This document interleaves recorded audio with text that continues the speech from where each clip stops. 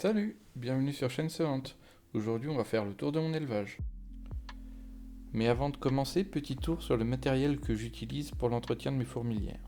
Du liquide sucré, une pince souple, de l'eau de pluie avec une pipette, du coton, de l'huile de paraffine et une petite boîte.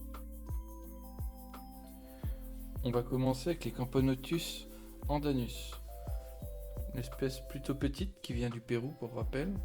Juste un petit peu de nourriture, du liquide sucré, des verres de farine et ça roule. Je les ai placées dans le fameux cube 10 par 10. Pour l'instant, elles sont plutôt timides, mais de temps en temps, j'en vois une se nourrir. Il y a du couvain, des cocons, tout se passe bien. Affaire à suivre.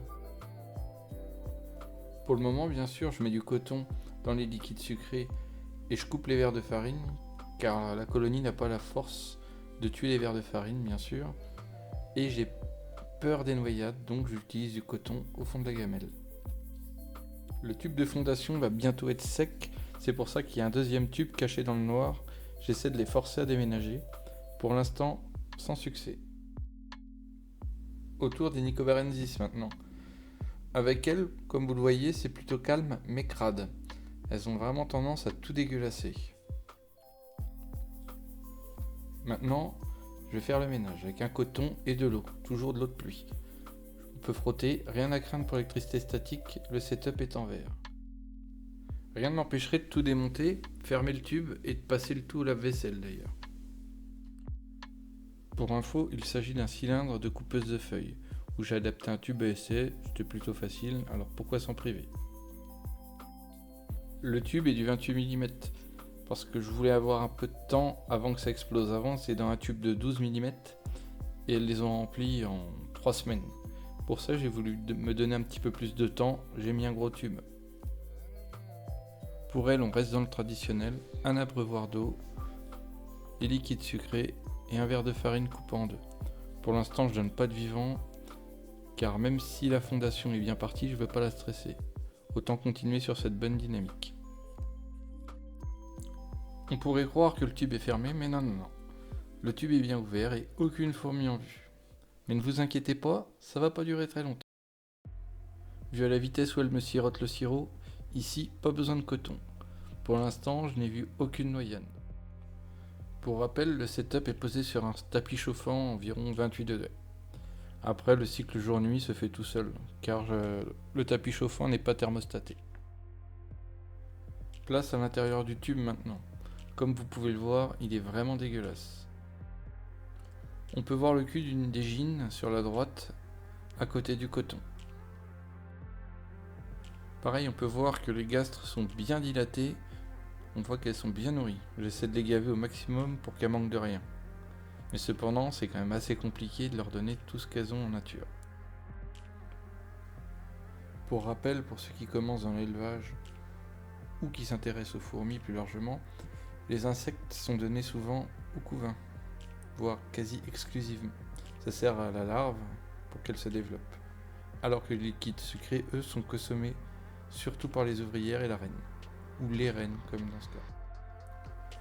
Voici une petite photo du couvain qui lui est généreux et normal. Des œufs, des larves, des cocons. L'année débute bien pour elle. Maintenant, vous pouvez observer un petit timelapse pour voir l'activité qu'il y a dans l'aire de chasse après le nourrissage.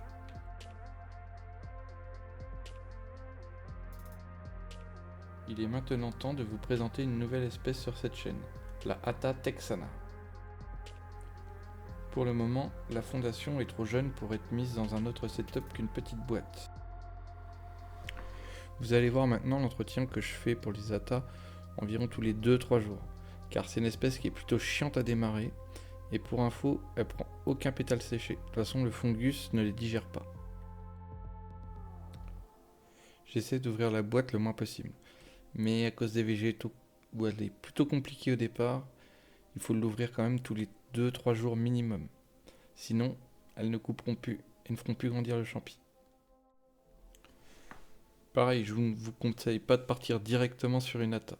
Faites-vous les mains sur une Acromyrmex, qui est moins coûteuse et qui est plus facile à démarrer. Car la Hatta, d'après mon expérience, c'est un peu plus compliqué à démarrer. Par contre, une fois que ça part, plus rien ne l'arrête. Pour info, aujourd'hui je leur ai donné des fleurs de forsythia, du troène, ainsi que du pyracantha. Par contre attention, ça pique. Je leur ai mis du fraisier aussi et du pissenlit. Pour moi c'est super important la diversité des feuillages, car dans la nature c'est rare qu'elles ont uniquement un seul végétaux à couper. Pour ça, faut pas hésiter à bien mélanger. Ensuite, il y a un risque d'accoutumance, qu'elles ne veuillent manger qu'une seule espèce de végétaux. Et ça, je veux éviter à tout prix. Je réhumidifie aussi un petit peu la dalle, car le fait d'ouvrir le couvercle, l'humidité contenue dans l'air s'échappe plutôt. Du coup, il faut compenser toujours en faisant un léger rapport en eau. Mais il faut très très léger, car si la dalle ne peut plus absorber d'eau, c'est l'inondation. Et ça, le fungus risque de fondre au contact de l'eau.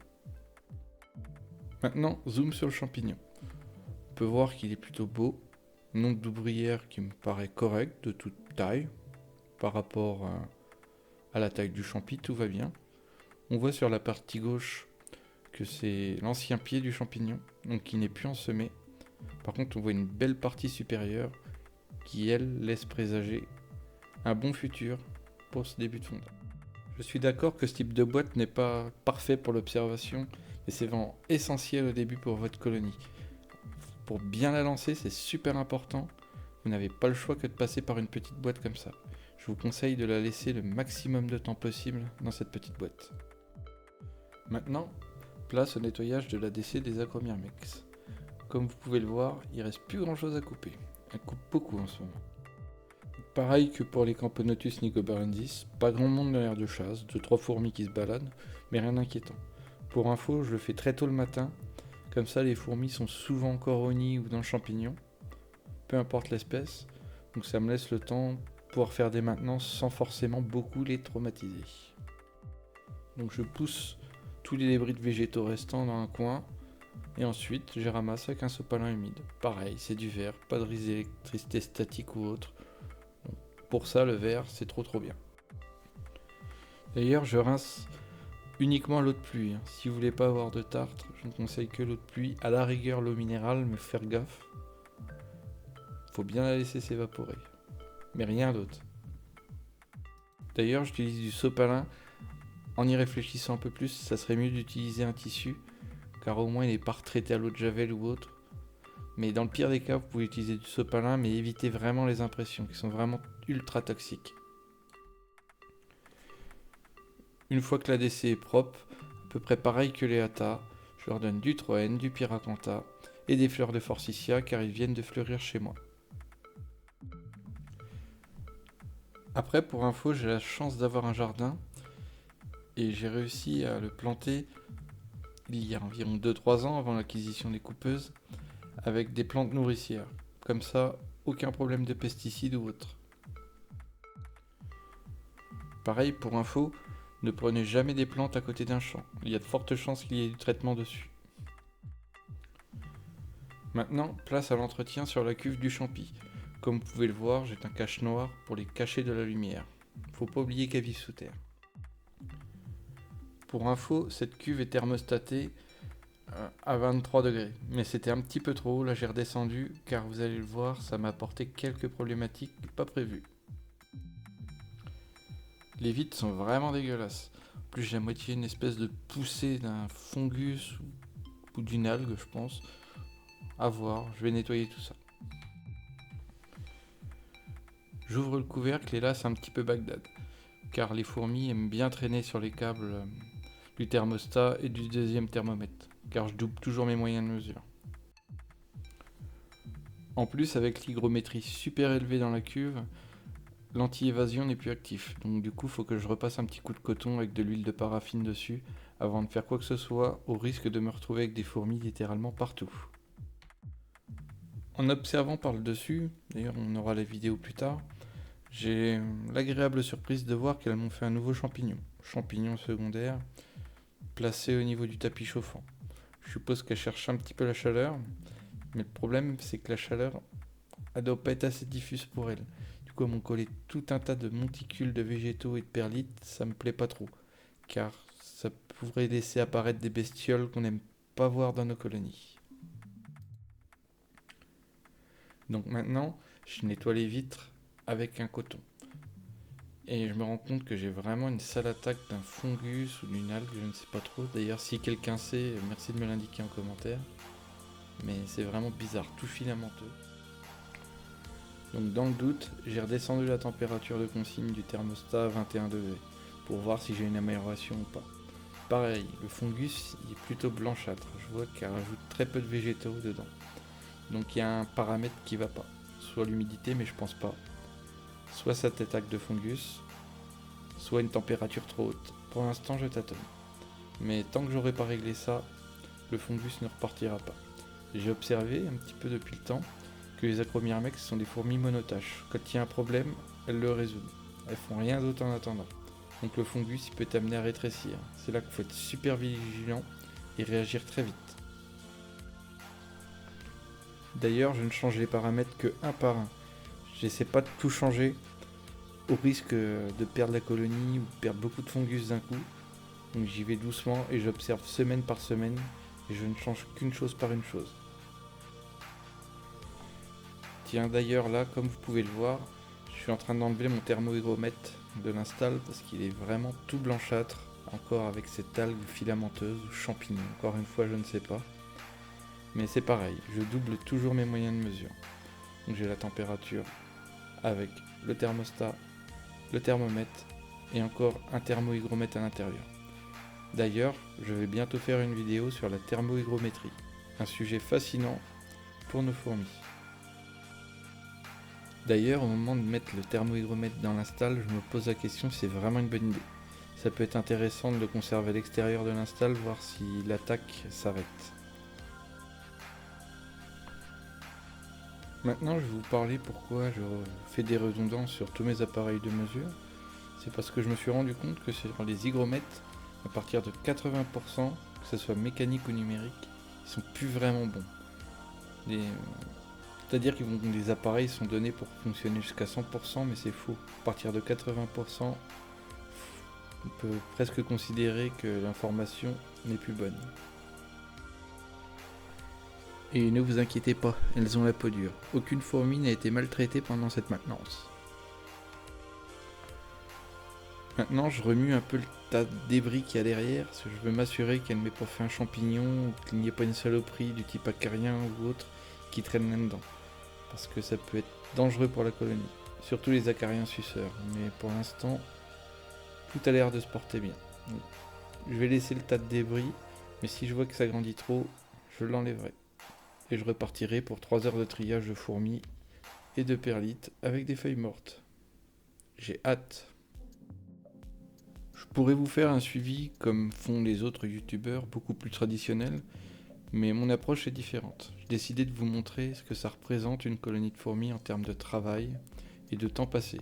À savoir, j'ai passé à peu près 2 heures en filmant pour faire toute la maintenance des colonies. C'est quelque chose qui doit être fait hebdomadairement. Bon, sauf pendant les vacances parce que nous aussi on a le droit de se reposer. Mais si vous prenez des fourmis, sachez qu'il y a quand même un petit peu de travail. Comme tout animal. Un chien, ça doit être sorti. Et bah des fourmis, ça doit être entretenu. Maintenant, petit zoom mais pas de macro sur le champignon en vue de haut. Comme je vous ai dit tout à l'heure, il n'est pas en super forme, il est blanc, hein. Il n'est pas en train de mourir, loin de là, mais il y a un problème sur l'install. Donc on verra si ce que j'ai fait ça suffit pour que ça reparte. Maintenant que l'install est beaucoup plus propre, il va être temps de refermer le couvercle. Bien sûr, je mets la sonde du thermostat le plus près possible du tapis puisque je veux pas d'emballement thermique dans la cuve. Je veux que la température soit le plus stable possible et comme ça je leur offre un gradient. Pour ça, elles m'ont fait un champignon un petit peu plus près du tapis. Donc ça veut dire qu'elle réclame un peu de chaud. Mais avec l'attaque de fungus, faut tempérer. Dans ce genre de cas, la patience sera votre meilleur ami. Il faut changer un paramètre et attendre une semaine, 2 semaines avant d'en changer un autre. Et on n'oublie pas de vérifier la déchetterie car elle est importante elle aussi. Maintenant, autour des Messer Barbarus. Elles sont dressées pour mettre leurs déchets dans un petit couvercle, ce qui facilite fortement le nettoyage. Ici, pas besoin de remplir la réserve d'eau, elle est déjà pleine. Par contre, par souci d'hygiène, je nettoie toujours le fond de la cuve, encore une fois avec un sopalin ou du coton humidifié à l'eau de pluie. L'avantage d'avoir un bac avec les bords huilés, c'est que je peux mettre tous les déchets dedans. Les fourmis ne risquent pas de s'échapper. Ainsi, vous gagnerez en aisance. Vous n'aurez pas à vous soucier de divers fourmis qui courent sur le meuble. Si vous vous posez la question pourquoi il y a un tube à essai en plein milieu de la l'ADC, c'est car j'ai peu de visibilité sur le nombre d'individus dans les nids. Et de ce fait, je leur propose un tube, comme ça si je vois qu'elle commence à ramener du couvain, c'est vraiment qu'il va être temps de changer les nids. Mais j'ai déjà essayé, mais j'ai échoué, car elles n'ont jamais voulu déménager. Mais bon, la colonie est populeuse et en plus je vois le couvain qui augmente quand même dans les nids. Donc pour le moment, pas d'inquiétude. Je leur ai redonné des graines malgré un grenier bien plein, car je sais pas si les graines se conservent bien et je ne sais pas si elles utilisent le grenier pour faire du pain de fourmi. Pour information, le grenier a à peu près entre 6 et 7 mois. Donc j'ai un petit doute sur le fait que les graines soient encore consommables. Je leur donne des graines de pissenlit, des graines de chia et des graines inconnues qu'on peut retrouver dans différentes boutiques. Pour l'instant, ça leur suffit bien. De temps en temps, je leur fais un petit apport en graines de tournesol pour que les majors travaillent. C'est super sympa à regarder. Et comme les insectes dehors recommencent à sortir, je me dis que c'est le bon moment pour leur redonner de la protéine. Donc je leur donne du verre de farine, des mouches, des frelons, un petit peu tout ce qui passe dans la maison, voire des araignées s'il y en a une ou deux qui traînent dans la maison. Zoom sur l'intérieur du nid maintenant. Comme vous le voyez, il est bien fourni. Pour rappel, ou si vous voulez découvrir, il s'agit d'un nid fait maison en impression 3D en PLA+. Comme vous pouvez le voir, il fonctionne plutôt bien. Le seul défaut, c'est que la reine est planquée dans le tube de liaison entre les deux nids. Du coup, je ne la vois jamais. L'avantage d'avoir deux nids séparés, un humide, un sec, c'est que je n'ai pas de projection de produits antifongicides qu'elles mettent sur les graines dans le nid où il y a le couvain. Super agréable pour l'observation. Pareil, un truc qui marche super bien, c'est la petite grille que vous voyez en bas. C'est de là d'où vient l'humidité. Quand il commence à manquer d'humidité dans le nid, elles me mettent tout le couvain dessus. Pour moi, c'est le signe qu'il faut réhumidifier le nid. Pour ça, ça marche super bien. En plus, grâce à la fonction anti-inondation, je peux pas noyer le couvain ni le nid. Donc c'est super pratique, je peux remettre de l'eau sans avoir peur de quoi que ce soit. Petit tour bref dans le grenier. Il est plein à moitié, RAS, à part un petit charnier en bas, mais rien de grave. À surveiller. Pour finir, voici une vue de dessus au niveau de l'ADC. Comme vous pouvez le voir, elle s'attaque au verre de farine. Ils vont passer un sale quart d'heure. Et ça y est, on en a fini avec le tour de mon élevage. Merci si vous êtes encore là. Je ne sais pas à quelle fréquence je vais continuer le suivi, mensuel ou trimestriel. À vous de me dire ce que vous préférez dans les commentaires. Si cette vidéo vous a plu, merci de liker et de la partager, ça m'aide vraiment beaucoup pour l'algo YouTube. C'était Chaîne Sauvante et je vous souhaite une bonne journée, à plus!